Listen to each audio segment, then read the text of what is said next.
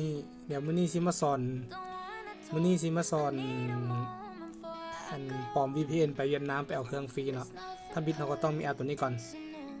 Open VPN นี่ตัวนี้โลโก้เป็นสี Open VPN เข้าไปอันนั้นก็ได้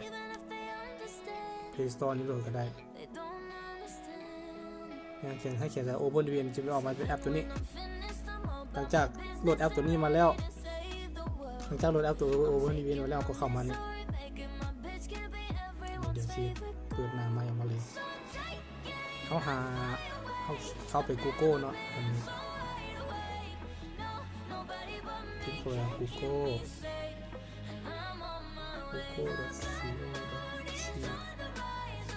เข้าไป Google เขียนใส่คำว่า VPN Gate นี่หาเลย VPNGate.net เข้าไปปึ๊บ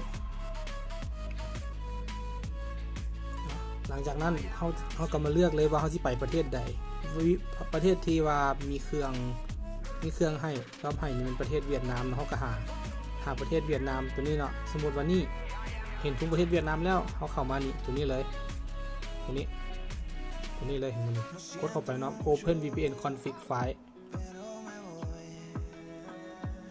ตัวนี้เขาสามารถเลือกตัวใดก็ได้เดี๋ยวจะไปประเทศนึงสมมติเลือกตัวนี้แต่ว่าบางอันเขาก็ดาวน์โหลดไปเลยเนาะดาวน์โหลดมาปุ๊บถ้ามันดาวน์โหลดสำเร็จเนี่ยดาวน์โหลดสำเร็จแล้วนี่มันอยู่นี่ก็กดเข้าไปวับกดโอเคเลยมันสิเด้งมาแอปตัว Open VPN เนาะเขาก็กดเข้าว่าแอดอยู่ทางขวานี่เลยนี่หลังจากไปแล้วมันจะอยู่นี่มันจะเป็นตัวที่1ตัวนี้ของตัวนี้เข้ามาแล้วเนาะเขาก็กด Connect เข้าไปเลยเขาก็จากนั้นเราก็ถ่ายมัน Connect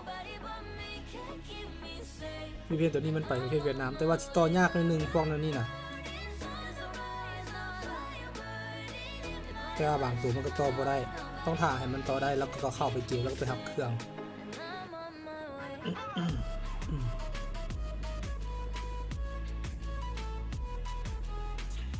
ถ้าว่าในกรณีต่อบ่ได้เนาะเขาก็มีแต่เข้าไปใหม่เนาะเนี่ยตัวนี้มันต่อได้แล้วตัวนี้นะถ้าในกรณีต่อบ่ได้เนาะเขาก็มาเลือกตัวนี้1 2 3 4พวกแถวนี่1 2 3 4พวกนี้เลือกได้เบิดทั้งกรณีบ่ได้ทั้งเบิดเขาก็ออกมาเลือกเซิร์ฟเวอร์ใหม่ตัวไหนก็ได้ไปญี่ปุ่นไปเกาหลีบ่มีเครื่องประเทศใดมีเครื่องเขาก็เข้าหลังจากนั้น VPN ตัวนี้เนาะคอนเนคได้แล้วเขาก็มาเข้าไปเลย PUBG Mobile อันนี้เขาเข้าไปเกม PUBG Mobile แต่วันนี้มันสิบอกบัญชีตัวสถานที่ว่าเขาหนีอยู่ประเทศเวียดนามแล้วมันก็จะเอาเครื่องให้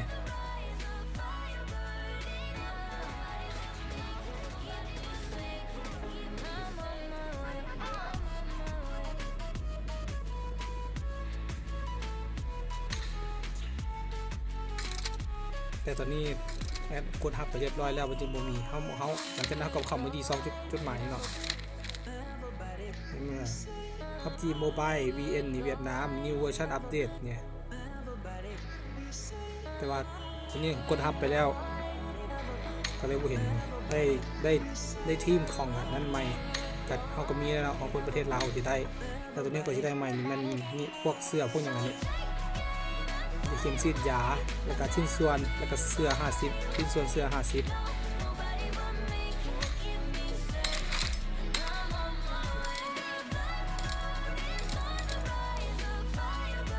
ตอนนี้จะจบไปสำนี้เนาะเดี๋ยวคลิปหน้าถ้ามีอย่างใหม่ๆสิมาอัปเดตให้ฟังใหม่